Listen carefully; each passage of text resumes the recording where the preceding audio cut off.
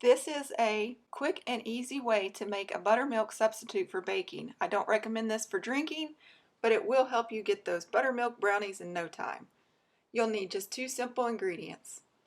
Now let's talk about buttermilk that is in the powdered form. If you can find this, this is the ideal situation and I recommend finding it.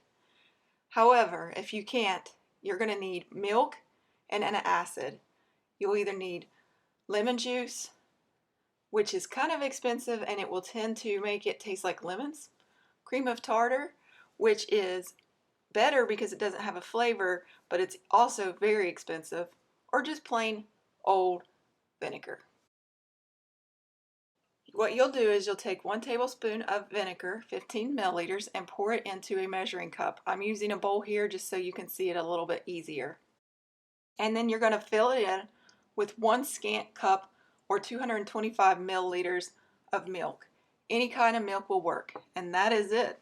You just wait and then it will start to separate, and I'll pour it out so you can see what it looks like. It is actually kind of gross, so don't panic if it looks like this. Totally normal. It starts separating the proteins from the fats. This is what it does. And I hope that helps you. For future recipes, we're going to be using buttermilk next time, so happy baking.